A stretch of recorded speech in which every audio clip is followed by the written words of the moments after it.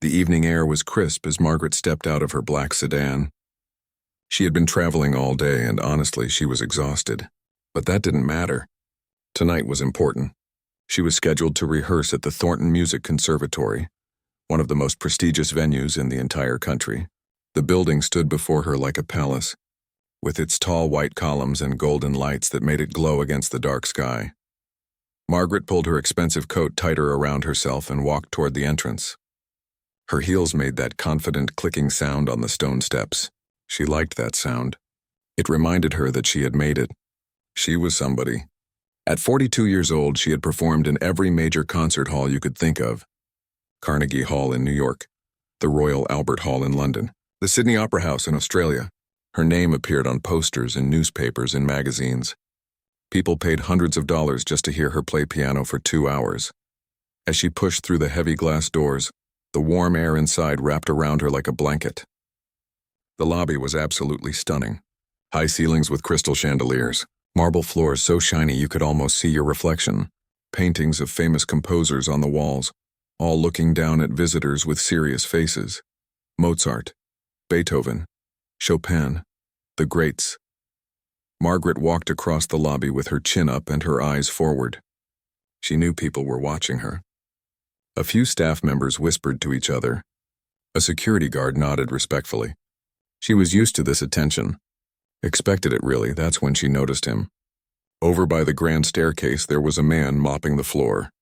He wore those faded blue coveralls that janitors wear, the kind that have seen better days. His mop moved in slow, steady circles, creating wet patterns on the already clean marble. He looked to be in his 50s, maybe, with gray streaking through his dark hair. As Margaret approached, the janitor looked up and saw her coming. He quickly moved his mop bucket to the side, creating a clear path for her. He even gave her a polite nod, the kind of simple gesture that said, "Good evening, ma'am." Margaret didn't respond. She didn't even make eye contact. To her, he was just part of the background, like the paintings on the walls or the plants in the corners. She swept past him without breaking her stride, her mind already focused on the rehearsal ahead. She had to work on a particularly difficult passage in the second movement. Her timing had been slightly off during yesterday's practice, and that was unacceptable. Margaret Chen did not do slightly off. Behind her, the janitor returned to his mopping. If he felt anything about being ignored, his face didn't show it. He just went back to work, moving the mop in those same steady circles, erasing footprints from the pristine floor. Margaret continued through the lobby, past the refreshment area where volunteers were setting up for tomorrow's event, past the coat check, past the donor wall with its golden plaques listing names of wealthy benefactors. Her footsteps echoed in the vast space, announcing her presence to anyone within earshot. When she reached the hallway leading to the performance hall, she could already hear the faint sound of someone practicing violin in one of the smaller rooms. The conservatory was always alive with music day and night. Students, professionals, teachers, all creating their own little symphonies behind closed doors.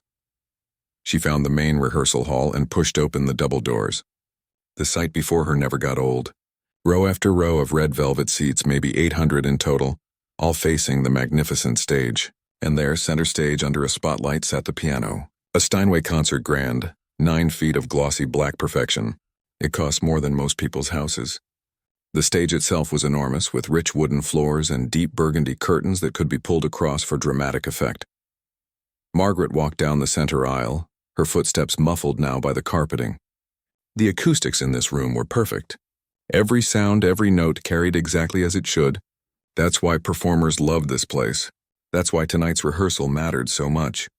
The charity gala was in 3 days, and it would be broadcast live to millions of people. Everything had to be absolutely perfect. She set her leather bag down on one of the front row seats and removed her coat, draping it carefully across the backrest. Underneath, she wore a simple black dress, elegant but practical for playing. She rolled her shoulders, stretched her fingers, and walked up the steps to the stage. The piano waited for her like an old friend. She sat on the bench, adjusted her position slightly, and placed her hands on the keys. They felt cool and smooth under her fingertips. She took a deep breath, closed her eyes for just a moment, and began to play. The music filled the empty hall, notes dancing and swirling through the air. This was where Margaret felt most alive, most herself. Not at fancy dinner parties or award ceremonies. Here, alone with the music. When she played, nothing else existed. Not the pressure, not the expectations, not the constant need to prove herself. Just the notes flowing from her fingers like water from a spring. She lost track of time as she worked through the piece, stopping occasionally to replay a difficult section, making mental notes about tempo and dynamics. Her fingers moved with precision born from decades of practice. 10,000 hours, they say. That's what it takes to master something. Margaret had put in probably 50,000.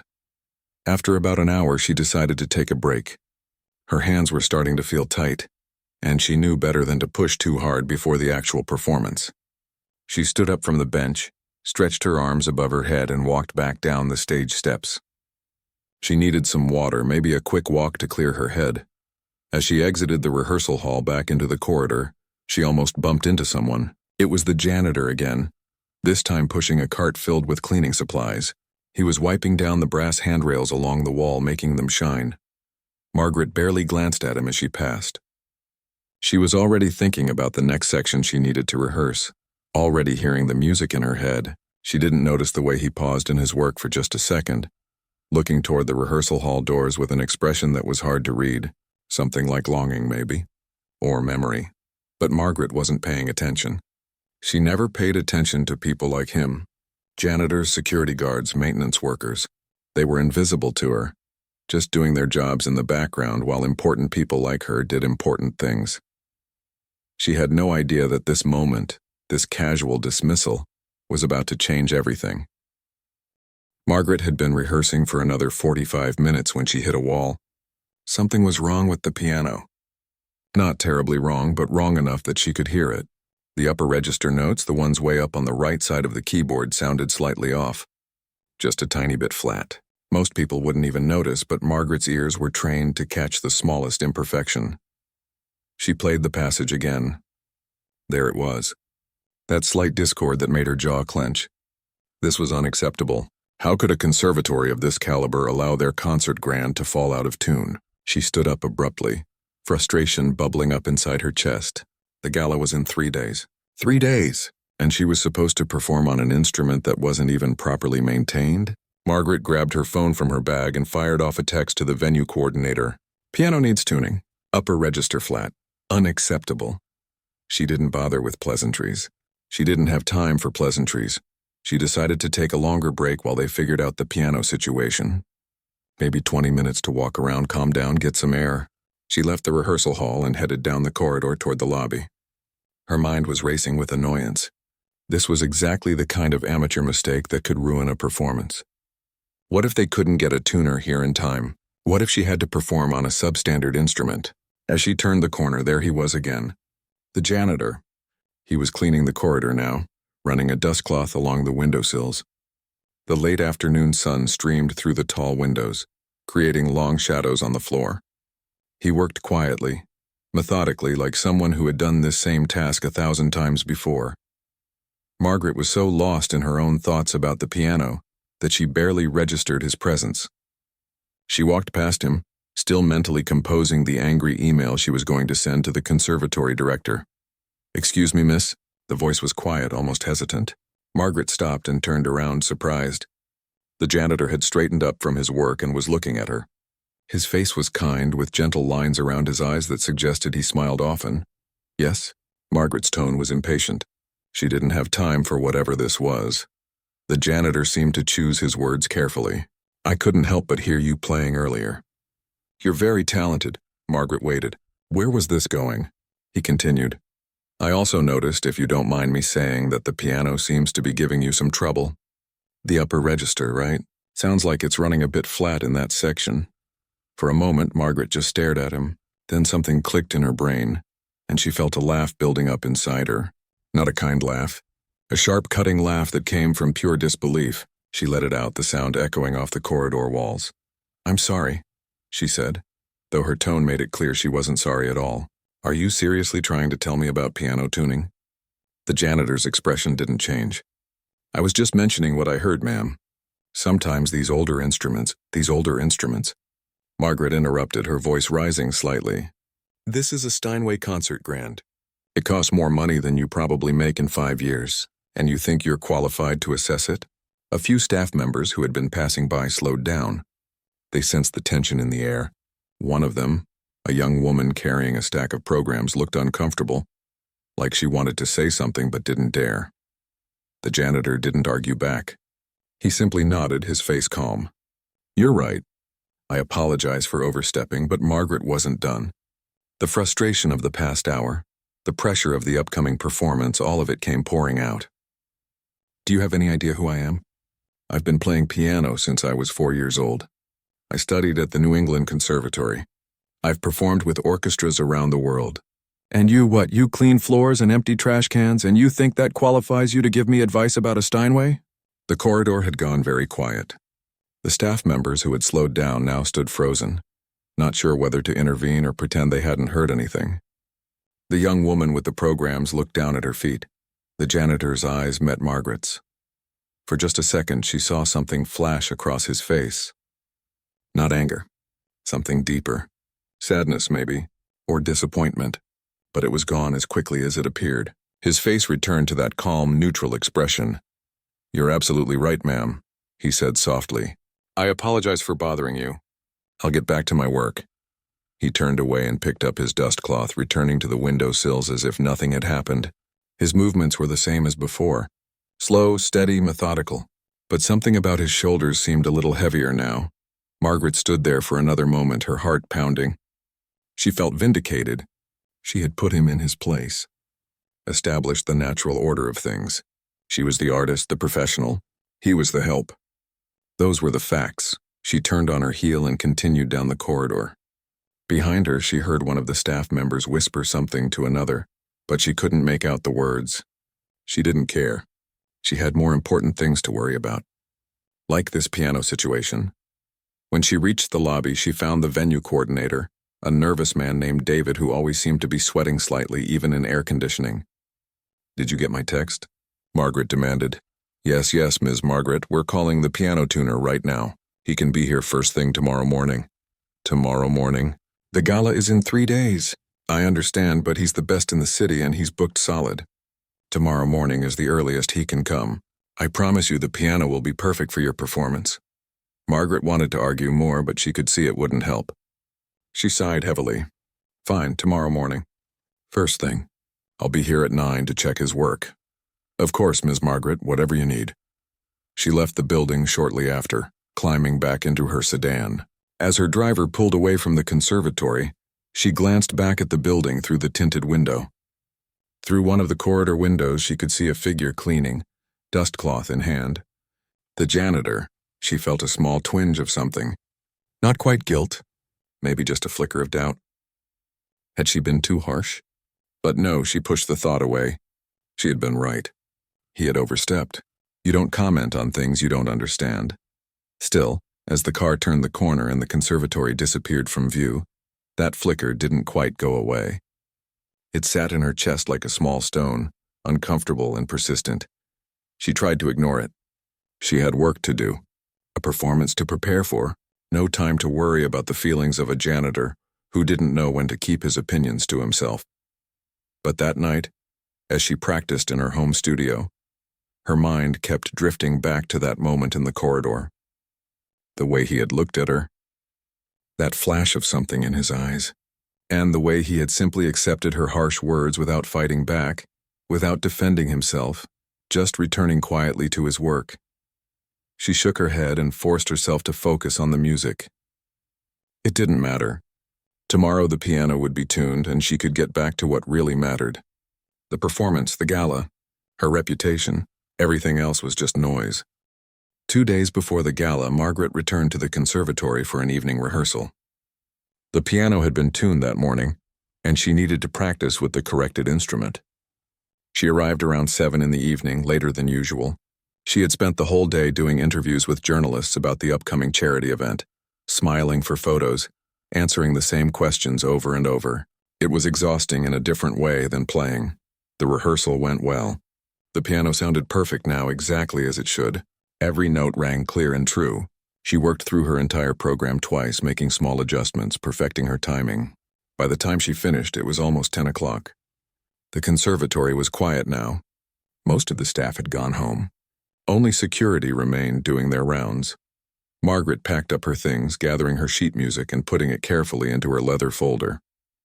She took one last look at the piano on stage, running her hand along its smooth surface. In 2 days, this instrument would help her create magic for hundreds of people.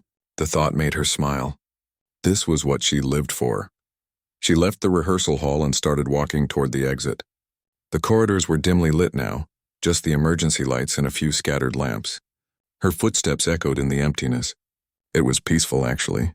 No people rushing around, no phones ringing, no demands on her attention, just silence and shadows. She was halfway to the lobby when she realized something. Her folder felt light, too light. She opened it quickly and her heart sank. The sheet music for the final piece was missing. She must have left it on the piano when she was packing up. She groaned. She couldn't leave it there overnight. She needed to review it tomorrow morning at home. Margaret turned around and headed back toward the rehearsal hall. As she got closer, she heard something that made her stop in her tracks. Music. Someone was playing the piano. At 10 o'clock at night? But it wasn't just any playing. This was extraordinary. The notes floated down the corridor like liquid gold, complex and beautiful and heartbreaking all at once. Whoever was playing wasn't just technically skilled. They were pouring their soul into every phrase. Margaret recognized the piece immediately. Rachmaninoff's Piano Concerto No. 3, one of the most difficult pieces in the entire classical repertoire. It required tremendous technical skill, massive hands to reach the wide chords, and the kind of emotional depth that couldn't be taught. Most professional pianists struggled with it. Some refused to even attempt it. But whoever was playing now made it sound effortless. The notes cascaded and swirled, building to moments of incredible power before dropping to whispers so soft Margaret had to hold her breath to hear them. The interpretation was unique, deeply personal, unlike any recording she had ever heard. This person wasn't just playing the notes. They understood them, felt them. Margaret crept closer to the rehearsal hall, her heart pounding. Who could this be? A visiting professor? A guest artist? But why would they be practicing so late, alone in the dark? She reached the double doors and eased one open just a crack. The house lights were off, but a single spotlight illuminated the stage, creating a circle of warm light around the piano. Everything else was in darkness. And there, sitting at the Steinway, completely absorbed in the music, was a figure in blue coveralls. The janitor. Margaret's mind went completely blank. She couldn't process what she was seeing and hearing. It didn't make sense. It couldn't be real. But there he was, his hands moving across the keys with the kind of precision and grace that took decades to develop. His eyes were closed, his whole body swaying slightly with the music, living inside every note. She stood frozen in the doorway, unable to move, unable to think. The music washed over her like a wave, beautiful and powerful and absolutely perfect. This wasn't just good playing. This was the kind of playing that happened maybe once in a generation, the kind that made audiences weep, the kind that she herself had spent her entire life trying to achieve. The piece built toward its climax, the notes coming faster and faster, the chords growing more complex, the emotion rising like a tide. The janitor's hands flew across the keyboard, his fingers finding every note with absolute certainty. And then, the final cascade of notes falling like water over rocks before the last chord rang out into the silence. The sound faded slowly, echoing in the vast empty hall. The janitor sat perfectly still, his hands resting on the keys, his head bowed. In the spotlight, Margaret could see his chest rising and falling with deep breaths, like someone who had just run a marathon. She should have said something. Should have moved.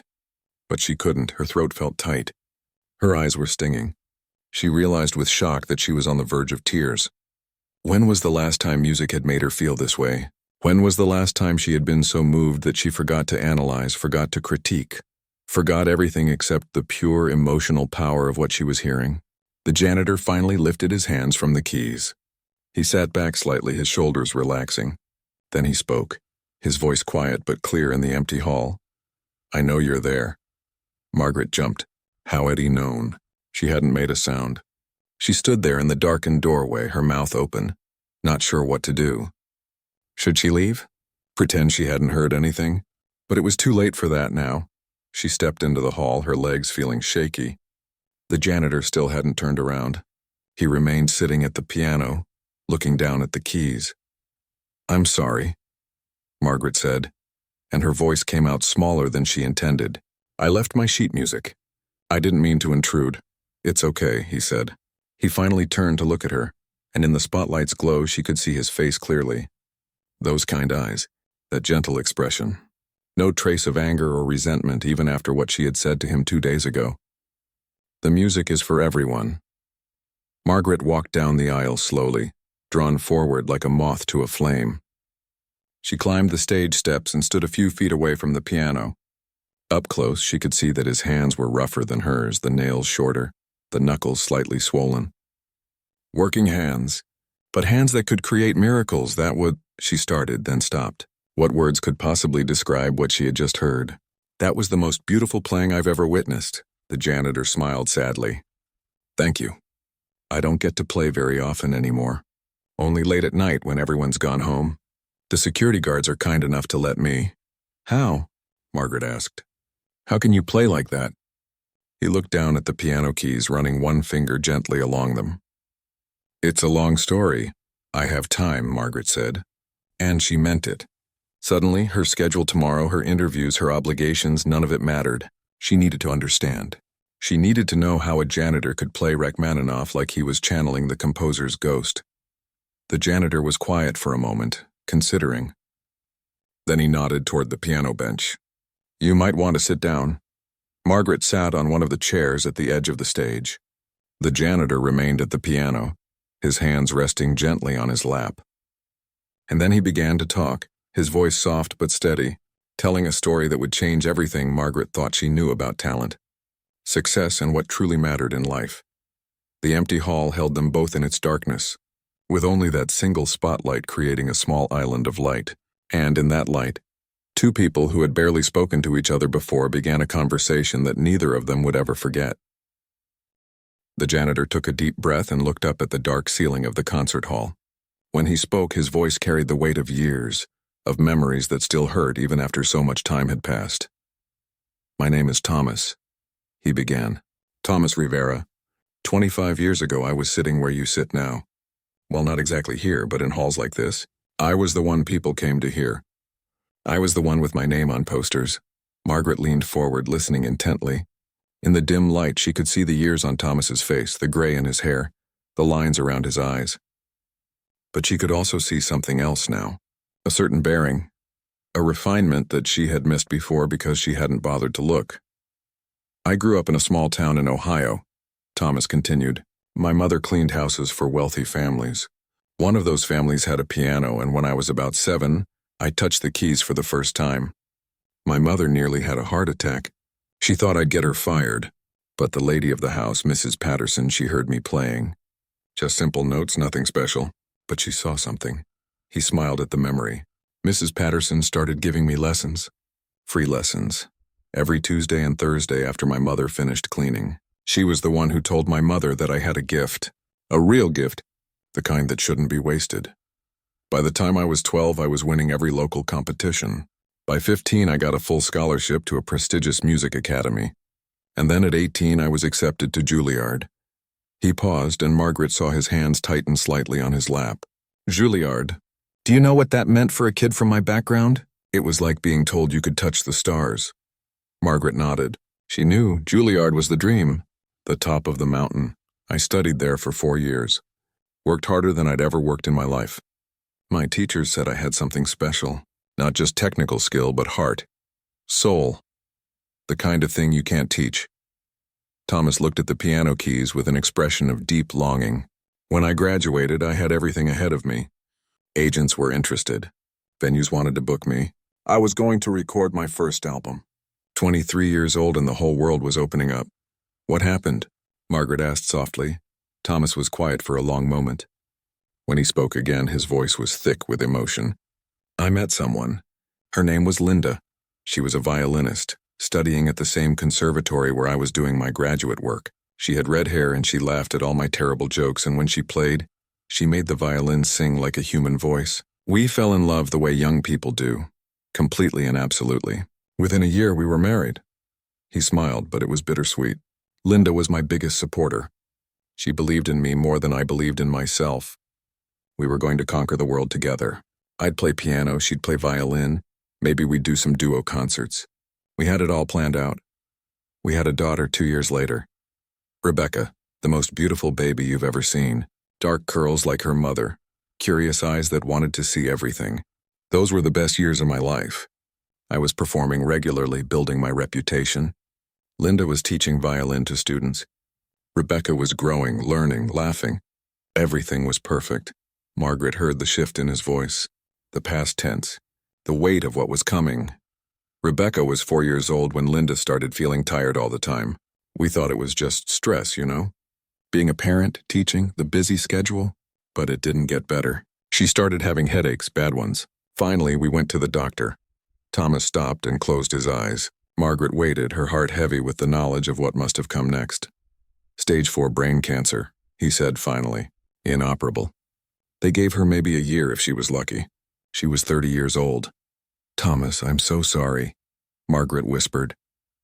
He nodded, acknowledging her words but not quite hearing them. He was lost in the memory now.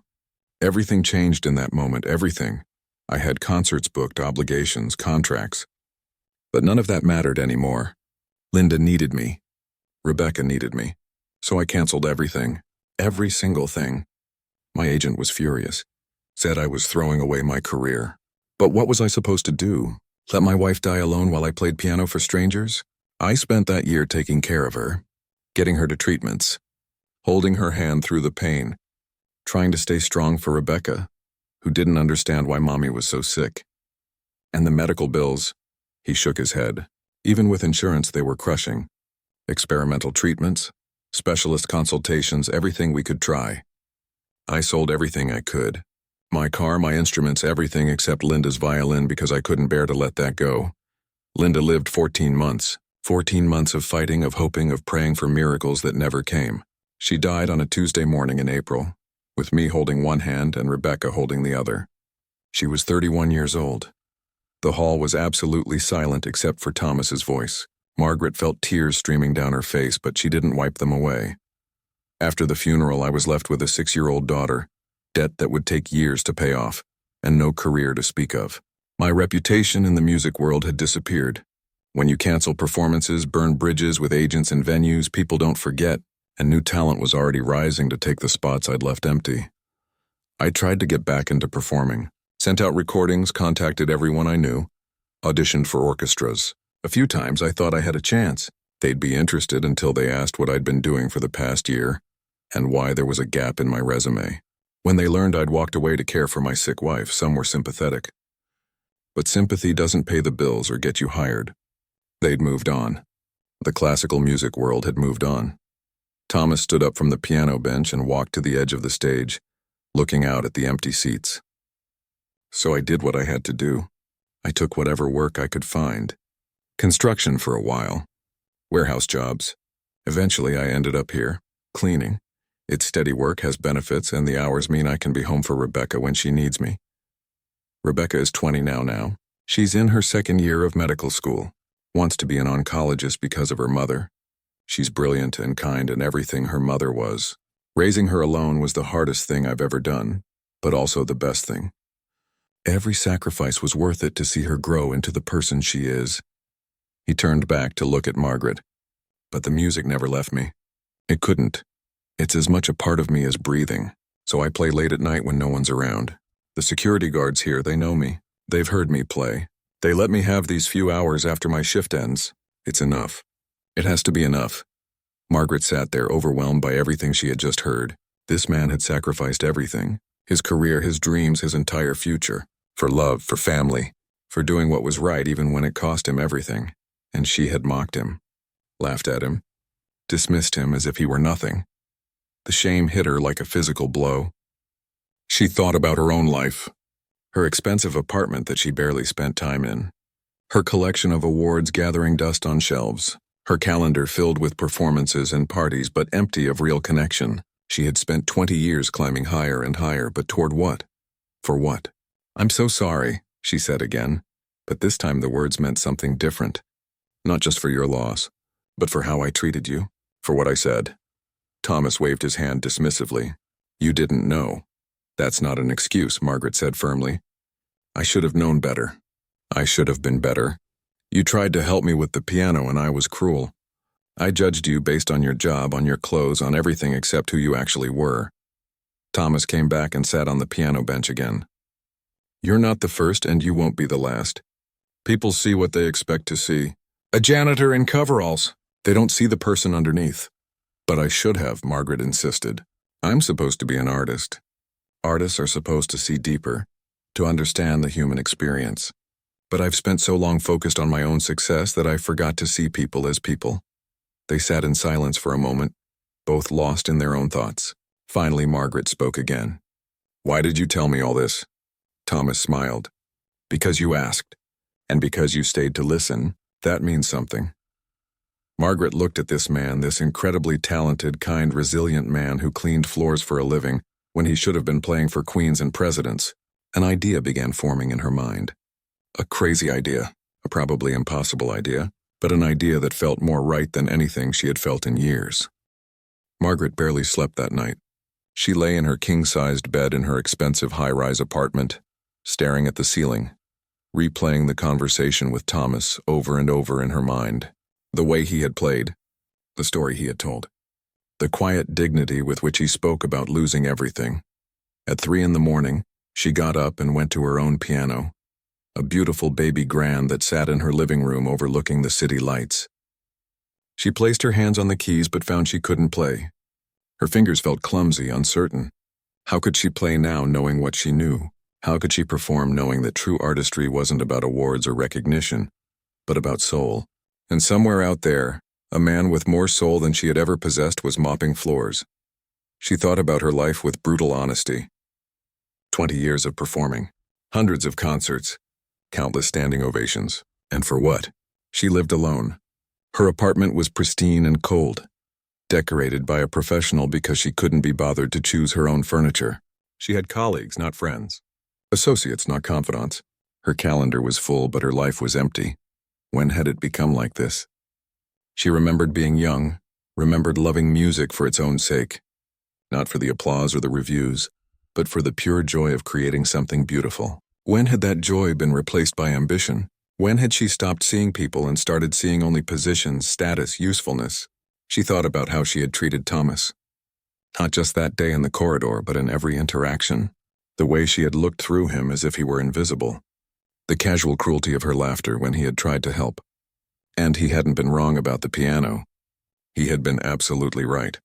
He had better ears than the expensive technician they had hired. Margaret stood up from the piano bench and walked to her window. The city sprawled below her, millions of lights representing millions of people, each one with their own stories, their own struggles, their own hidden depths. And she had been walking through the world seeing none of it. Wrapped up in her own self-importance, the shame was almost unbearable. But underneath the shame was something else. Something she hadn't felt in a very long time. A spark, a possibility, a chance to do something that mattered. The gala, the charity event. It was supposed to raise money for music education. Important, yes, but predictable, safe. Another performance by Margaret Chen, celebrated pianist. Audiences would clap politely, write their checks, and forget about it by the following week. But what if it could be something more? What if she could use her platform, her name, her influence for something truly meaningful? What if she could give Thomas back what had been taken from him? The idea terrified her. It would be risky. The board would resist. Her reputation could take a hit if it didn't go well. But as she stood there watching the sun begin to rise over the city, Margaret realized she didn't care about any of that. For the first time in years, she wanted to do something, not because it would benefit her career, but because it was right. The next morning, she was at the conservatory by 8, before Thomas's shift started. She found David, the venue coordinator, setting up for a meeting. "Margaret, you're here early," he said, looking surprised and a little nervous. Margaret rarely came in before her scheduled rehearsal times. "I need to talk to the board," she said. "Today it's urgent." "The board? They're not all in town right now. We could possibly arrange a conference call for next week." "Today, David, this can't wait. Get whoever is available on a video call. This afternoon, if possible." David's eyes widened. "Is something wrong? Is it about the gala?" "We can fix whatever." "Nothing's wrong. But I need to make a proposal and I need to make it before the gala. Please, David, it's important." Something in her tone must have convinced him. He nodded slowly. I'll see what I can do. By 2 o'clock that afternoon, Margaret was sitting in a conference room facing a large screen divided into 6 squares, each showing a different board member's face. The chairwoman, Patricia Hendricks, looked particularly stern. This is highly irregular, Margaret, Patricia said. We're 2 days before your performance. What couldn't wait? Margaret took a deep breath. She had prepared what she was going to say, but now that the moment was here, her carefully crafted speech fled from her mind, so she just spoke from her heart. I want to change the format of the gala, she said. Instead of a solo performance, I want to make it a duet. 2 pianists, 2 pianos performing together. The board members glanced at each other. Patricia frowned. A duet? That's not what was advertised. Who did you have in mind as your partner? His name is Thomas Rivera. He's a janitor here at the conservatory. The silence that followed was deafening. Margaret could see the board members' expressions ranging from confusion to disbelief to outright shock. I'm sorry, said Gerald, one of the older board members. Did you say a janitor? Yes.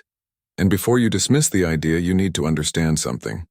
Thomas Rivera is one of the most talented pianists I have ever heard. He trained at Juilliard. He was on the verge of an international career 25 years ago. He gave it all up to care for his dying wife and young daughter. He's been working here for years, playing late at night when no one can hear him, keeping his gift alive in private. Patricia leaned forward. Margaret, I appreciate that you want to help this man, but the gala is our biggest fundraiser of the year. We have sponsors who have paid significant money. We have a live broadcast arranged. We cannot risk— Risk what? Margaret interrupted. Risk showing people what real sacrifice looks like. Risk demonstrating that talent exists in unexpected places. Risk doing something genuine instead of just another predictable charity performance. This is absurd, Gerald said. We don't even know if this janitor can actually play at a professional level. We have your word, but then come hear him play, Margaret said firmly. Come tonight. Let him audition. If you don't think he's good enough, I'll drop the whole idea and perform exactly as planned. But if you hear what I heard, if you give him that chance, I believe you'll agree this could be something special. The board members conferred among themselves, their audio muted. Margaret sat there, her heart pounding, watching their faces. Finally, Patricia unmuted. Very well. Tonight at 7 o'clock. We'll hear him play. But Margaret, if this doesn't work out, we proceed with the original plan. Agreed? Agreed. After the video call ended, Margaret sat alone in the conference room, her hands shaking slightly. What had she just done? She had made a promise she wasn't sure she could keep. She needed to find Thomas and ask him if he would even want this. After all, he had chosen his quiet life, his privacy. Maybe he didn't want to be thrust back into the spotlight. She found him that afternoon cleaning the windows in the upper gallery. When she approached, he looked up with that same gentle expression, showing no signs of anger or resentment over how she had treated him before. Thomas, she said, I need to talk to you about something important. They sat on a bench in the gallery and Margaret explained everything. Her idea for the duet, the board meeting, the audition tonight. As she spoke, she watched his face carefully, trying to gauge his reaction. When she finished, Thomas was quiet for a long time. Finally, he spoke. Why are you doing this? Because it's right, Margaret said simply. Because you deserve to be heard. Because I've spent my whole career chasing recognition. But you gave yours up for love, and that's worth more than all the awards in the world. And because— She paused, feeling vulnerable in a way she hadn't felt in years.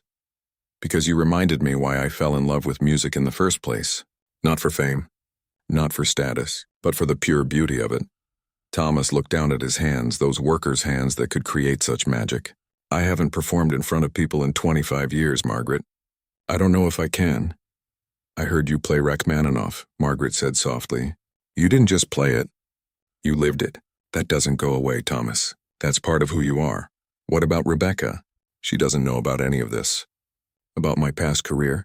I never told her because I didn't want her to feel guilty about my choices. Maybe, Margaret said carefully. It's time she knew. Not so she'll feel guilty, but so she'll understand how much she was loved, how much she's worth. Thomas closed his eyes and Margaret could see the war happening inside him. Fear and hope, battling it out. Finally, he opened his eyes and looked at her. Okay, he said quietly. I'll do it. For Rebecca. And maybe for me too. That evening, 5 board members gathered in the rehearsal hall. They sat in the front row, skeptical expressions on their faces. Margaret stood off to the side as Thomas walked onto the stage in his usual coveralls, looking nervous and out of place. Patricia whispered something to Gerald. Margaret couldn't hear it, but she could imagine. This is a waste of time. What is she thinking? But Margaret kept her expression calm, confident, even though her own stomach was in knots. Thomas sat at the piano. He adjusted the bench, placed his hands on the keys, and for a moment everything was still. Then he began to play. Thomas chose to play Chopin's Nocturne in C-sharp minor. It was a piece that required not just technical skill, but deep emotional understanding. The opening notes floated through the hall, soft and haunting like a whisper in the darkness. Margaret watched the board members' faces. Patricia's skeptical expression began to soften. Gerald leaned forward slightly in his seat. As Thomas continued to play, something magical happened in that rehearsal hall. The music wrapped around everyone present, drawing them into its world. The notes sang and wept, told stories of love and loss, of memories and dreams. Thomas's hands moved across the keys with such natural grace, such perfect control that it seemed effortless. But Margaret knew better. This was decades of skill, of practice, of lived experience flowing through his fingers. When the final note faded into silence, no one moved. The board members sat frozen, stunned. Finally, Patricia stood up. She walked slowly toward the stage, looking at Thomas as if seeing him for the first time. "Mr. Rivera," she said, her voice thick with emotion, "that was extraordinary. I owe you an apology." "We all do." Gerald stood as well, shaking his head in amazement. "Where have you been hiding? How is it possible that you've been working here all this time and we never knew?" Thomas climbed down from the stage, looking uncomfortable with the attention. "I wasn't hiding. I was just living my life, doing my job." Over the next hour they talked. Thomas told his story again, and Margaret watched the board members' faces transform from skepticism to understanding to genuine admiration. By the end, there wasn't a dry eye in the room. "We'd be honored to have you perform at the gala," Patricia said. "But Thomas, this has to be your decision. Margaret can't make it for you. Are you sure you want to do this?" Thomas was quiet for a moment, then nodded. "Yes, I'm sure. It's time." The next 24 hours were a whirlwind. The conservatory's publicity team had to work overtime to update all the promotional materials. The press release went out. Surprise announcement: Margaret Chen to perform rare duet with hidden virtuoso. The story caught fire on social media. A janitor who could play like a master? People were fascinated. The gala tickets, which had already been sold out, were now being sought after desperately. The waiting list grew to hundreds, but Margaret was worried about something else. Thomas needed proper clothes. His coveralls wouldn't work for a formal performance. She took him to a high-end men's shop downtown, where a tailor measured him for a tuxedo. Thomas looked overwhelmed by it all. "This is too much," he kept saying. "The cost, consider it a gift," Margaret insisted. From one musician to another. While the tailor worked, Margaret asked Thomas about Rebecca. "Have you told her yet?" Thomas shook his head. "I've been trying to find the right words. She's so focused on her studies. I don't want to distract her right before her exams." "Thomas," Margaret said gently, "she's your daughter. She'll want to know, and she should be there tomorrow night to see you perform."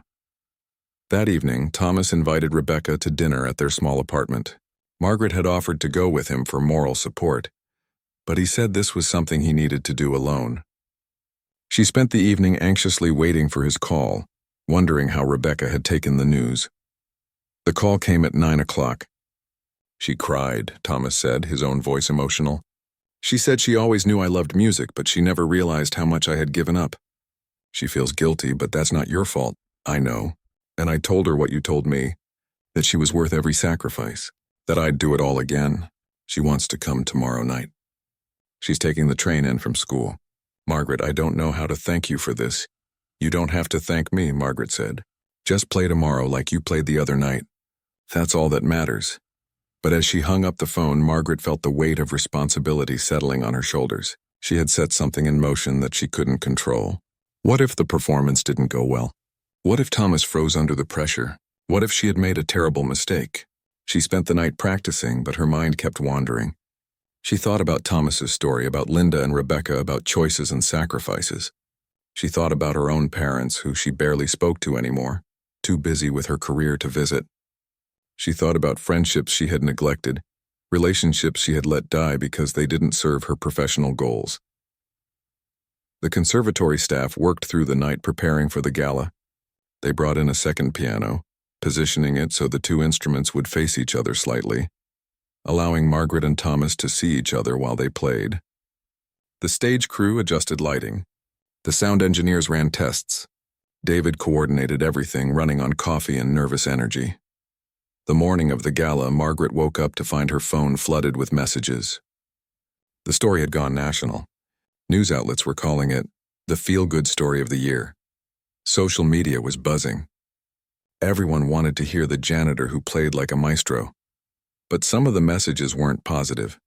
A few prominent critics expressed skepticism. One wrote, "This feels like a publicity stunt. Margaret Chen is a serious artist.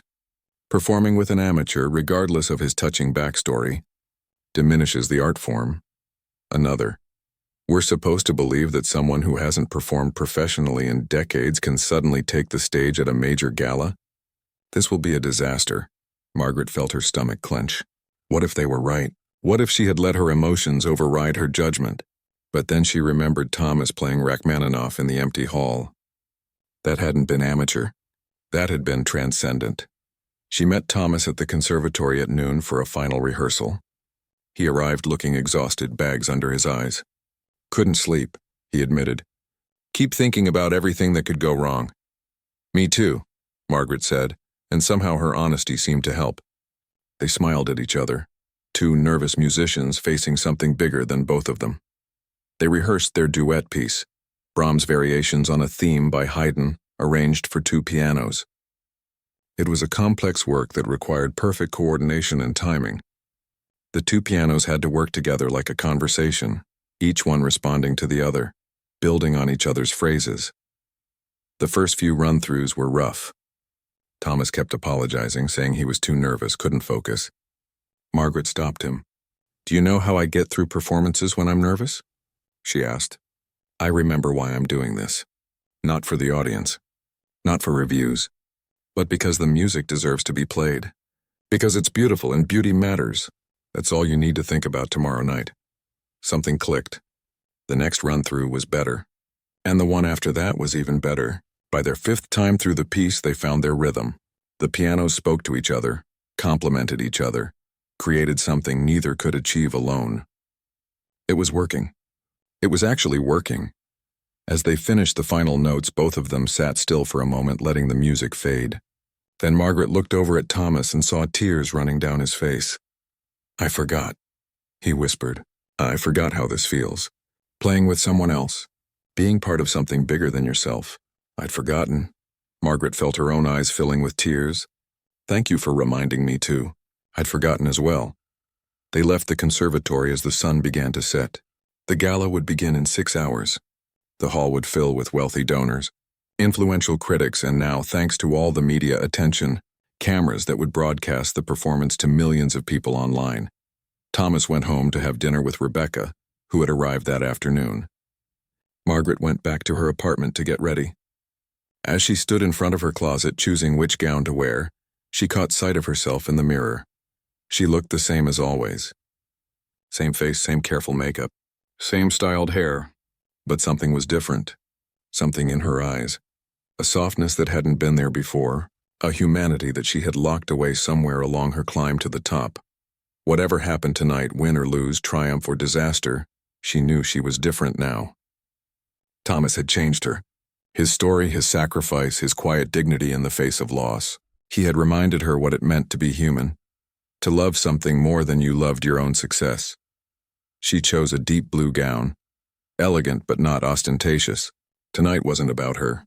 Tonight was about music, about second chances, about a man who deserved to be heard. As she left her apartment and climbed into the car that would take her to the conservatory, Margaret felt something she hadn't felt before a performance in years.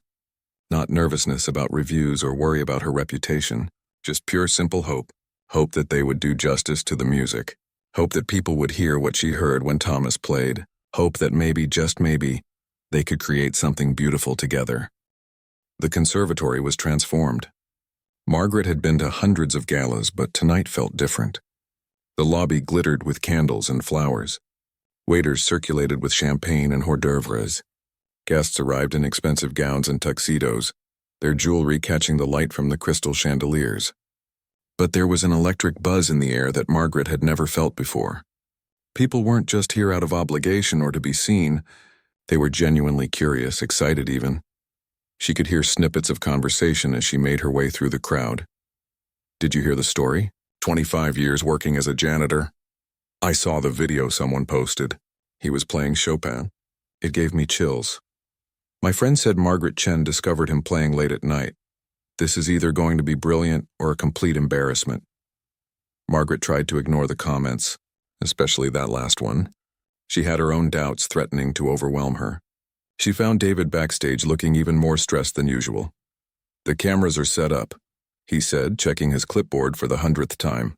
"We've got 3 times our usual online viewership already, and the performance hasn't even started." The board is thrilled. Or terrified. Maybe both. "Where's Thomas?" Margaret asked. "Dressing room B, his daughter's with him." "Margaret, he looks really nervous." Like really nervous, Margaret felt her heart skip. She'd been so focused on her own anxiety that she hadn't fully considered how overwhelming this must be for Thomas. She headed to dressing room B and knocked softly on the door. "Come in," Thomas's voice called out. She opened the door to find Thomas standing in front of the mirror, adjusting his bow tie with shaking hands. Sitting on the couch was a young woman with dark curly hair and kind eyes. "Rebecca." She stood up when Margaret entered. "You must be Margaret," Rebecca said, extending her hand. "Thank you. Thank you for seeing my father, really seeing him." Margaret took her hand, struck by the warmth in Rebecca's eyes. "Your father is an extraordinary man. I'm just giving him a chance to show the world what I already know." Thomas turned from the mirror. In the tuxedo, he looked completely different. Distinguished, professional, like he belonged on that stage. But his face was pale and his hands were still trembling. "I don't know if I can do this," he said quietly. "There are 800 people out there, cameras, critics. What if I freeze? What if my fingers don't work? What if I embarrass you?" Margaret walked over and took his hands in hers. They were cold. "Thomas, look at me. Do you remember what you told me about playing? That music was your first love? That's all you need to focus on tonight. Not the people. Not the cameras. Just the music. That's what you've been doing for 25 years in the quiet hours after everyone goes home. Tonight is no different. It's just you and the piano and the notes that want to be played." "She's right, Dad," Rebecca said softly. "You've been playing your whole life. This is who you are. Don't think about anything else." Thomas took a deep breath. "What if I let you down?" Margaret smiled. "You couldn't possibly. Do you know why? Because you already showed up. You said yes even though you were scared. That takes more courage than any performance ever could. Whatever happens out there, you've already won." A knock on the door interrupted them. David peeked his head in. 5 minutes. The audience is seated." Margaret felt her own heart rate spike. This was it. No turning back now. She squeezed Thomas's hands one more time. "Ready?" He nodded, though he still looked terrified. Rebecca hugged him tightly. "I love you, Dad. I'm so proud of you." Margaret left them to have their moment and headed toward the stage entrance. She could hear the audience on the other side of the curtain. Hundreds of voices creating a low rumble of anticipation. She closed her eyes and took several deep breaths, running through her pre-performance ritual. Clear your mind. Feel the music inside you. Trust your hands, but this time she added something new. She thought about why she was doing this. Not for applause. Not for her career. But because it was right. Because Thomas deserved this moment. Because beauty and talent shouldn't be hidden away no matter where they're found. Patricia Hendricks, the board chairwoman, stepped onto the stage to welcome the audience. Margaret watched from the wings as Patricia's voice rang out through the hall. "Good evening and welcome to our annual charity gala. Tonight is special for many reasons, but primarily because we're about to witness something extraordinary. Many of you know Margaret Chen, one of our finest pianists, but tonight you'll also meet Thomas Rivera, whose story is both heartbreaking and inspiring." Patricia gave a brief overview of Thomas's background, and Margaret could hear the audience's reaction. Gasps of surprise, murmurs of sympathy, a few sniffles. When Patricia finished, the applause was warm and genuine. Ladies and gentlemen, please welcome Margaret Chen and Thomas Rivera. This was it. Margaret walked out first, her heels clicking on the wooden stage. The spotlight was bright and warm. The applause was thunderous. She smiled and waved, then took her position at her piano. She looked toward the wings where Thomas was supposed to enter. He wasn't moving. Margaret's heart clenched. She could see him standing there, frozen, his face white as a sheet. Rebecca was behind him, her hand on his back, saying something Margaret couldn't hear. The applause began to fade. The audience grew quiet. An uncomfortable tension filled the air. "Come on, Thomas. You can do this." And then Rebecca did something that would later go viral on every social media platform. She took her father's hand and together they walked onto the stage. The audience saw this young woman in a simple dress leading her father out into the lights. And something about that moment touched every heart in the room. The applause erupted again. But this time it was different, louder, more emotional. People stood. It became a standing ovation before a single note had been played. Rebecca walked Thomas all the way to his piano, kissed him on the cheek, and whispered something in his ear before walking off stage. Whatever she said worked. Thomas sat down at his piano and Margaret saw his shoulders relax slightly. He placed his hands on the keys, looked over at her, and nodded. Margaret nodded back. They had agreed she would address the audience before they played, so she stood and walked to the microphone at the front of the stage. "Thank you all for being here tonight," she began. Her voice was steady, clear. "I had prepared some remarks about tonight's performance, about the importance of music education, about all the technical aspects of what we're about to play. But standing here now, those words feel hollow." She paused, looking out at the sea of faces. Some she recognized, wealthy donors, fellow musicians, critics with their notepads ready. But she also saw regular people drawn by the story, hoping to witness something real. "A few days ago, I was cruel to Thomas. I laughed at him for daring to comment on piano tuning, mocked him for presuming to have knowledge about music. I dismissed him because of his job, his clothes, his position in life. And in doing so, I almost missed witnessing one of the greatest talents I have ever encountered." Margaret felt her voice catch, but she pushed through. "We live in a world that judges people by their credentials, their status, their outward appearance. We assume we know someone's worth by looking at their job title or their salary.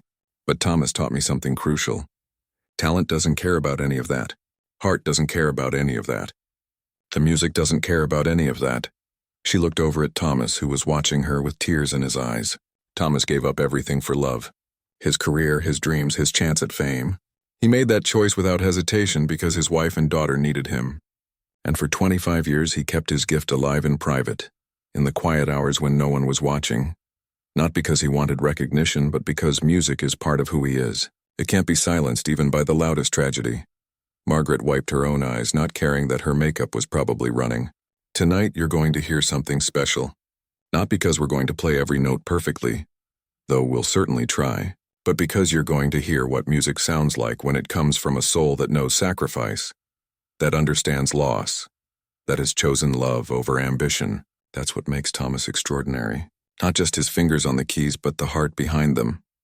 She returned to her piano and sat down. The hall was completely silent now. Even the waiters had stopped moving. Margaret looked over at Thomas one more time. He was calmer now, his hands resting gently on the keys. She gave him a small smile, and he smiled back. Margaret took a breath, and they began to play. The opening notes of Brahms' Variations on a Theme by Haydn filled the concert hall like the first light of dawn breaking through darkness. Margaret played the main theme first, her fingers dancing across the keys with the precision of decades of training. The melody was simple at first, almost childlike in its purity. But beneath that simplicity lay infinite possibility. Then Thomas joined in, his piano answering hers like a voice in conversation. And from the very first phrase he played, Margaret knew this was going to be something special. They moved into the first variation together, the two pianos weaving around each other, creating harmonies that neither instrument could achieve alone. Margaret had performed with other pianists before, but this felt different. Thomas wasn't just playing notes on a page. He was listening to her, responding to her, anticipating where she was going and meeting her there. It was like they were dancing, two partners who had practiced together for years rather than days. The audience disappeared for Margaret. The cameras, the critics, the pressure, all of it faded away until there was only the music and Thomas across from her, his face transformed by concentration and joy.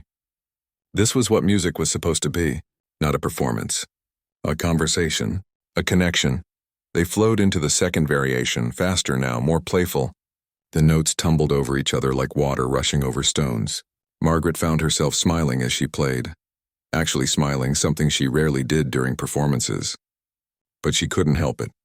The pure joy radiating from Thomas was infectious. She could see it in his face, in the way his body swayed slightly with the rhythm, in how his fingers seemed to caress the keys rather than merely pressing them. The third variation brought a change in mood, becoming more contemplative. Here Thomas's interpretation shone through. Where the music called for softness, he didn't just play quietly.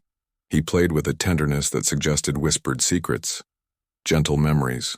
Margaret thought of Linda, of Rebecca, of all the love and loss contained in this man's hands, and she felt tears pricking her eyes even as she continued to play.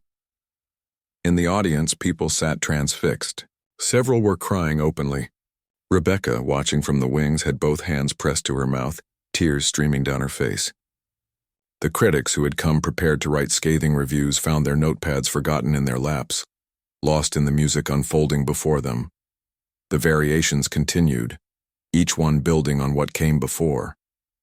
Sometimes Margaret led and Thomas followed. Sometimes Thomas led and Margaret responded. But more often they were simply together, two voices singing in harmony, creating something neither could have achieved alone.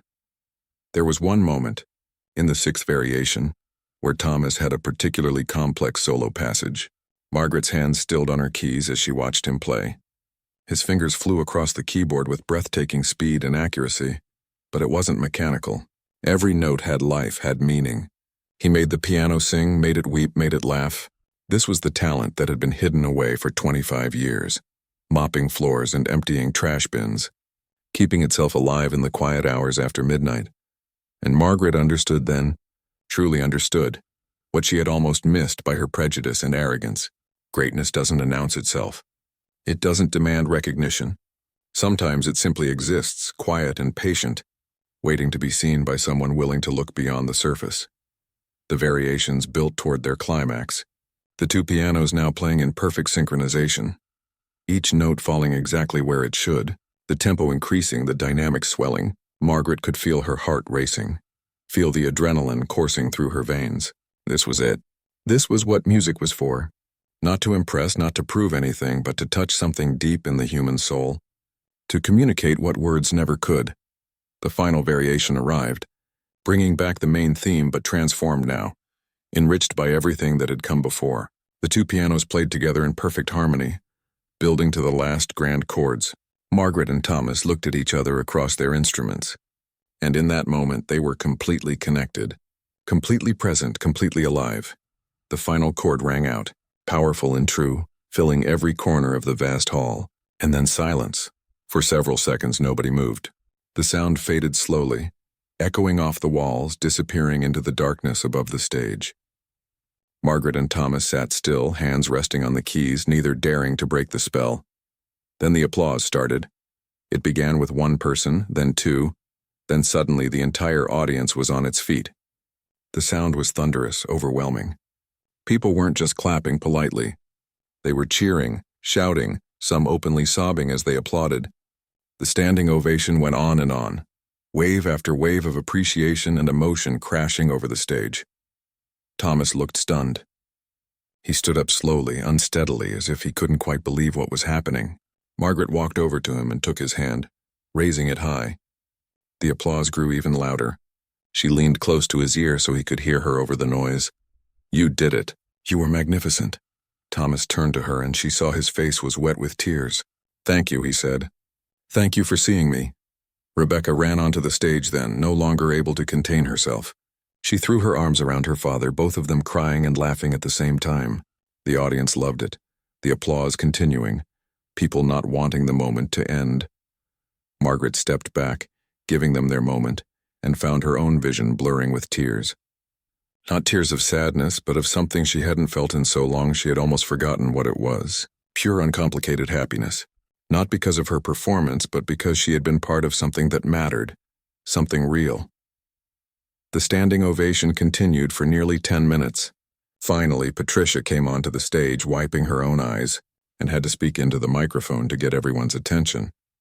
"I think we can all agree," she said, her voice breaking slightly, "that we've witnessed something truly special tonight. Thomas, Margaret, thank you for reminding us what music can be when it comes from the heart." Backstage afterward, it was chaos. Reporters wanted interviews. People wanted autographs. The conservatory's social media team was frantically trying to keep up with the online response. The performance video was already going viral, shared millions of times across every platform. But Margaret managed to find a quiet corner with Thomas and Rebecca. They sat together, exhausted and exhilarated. "What happens now?" Thomas asked, looking overwhelmed by all the attention. "Now," Margaret said, "you get to choose. You can go back to your quiet life if that's what you want, or you can perform again. The offers are going to come pouring in, I guarantee it. But Thomas, listen to me. Whatever you choose is okay. You don't owe anyone anything. You proved everything you needed to prove tonight." Over the next few weeks, the story spread far beyond the classical music world. Major news outlets covered it. Morning shows wanted interviews. Thomas became a household name almost overnight.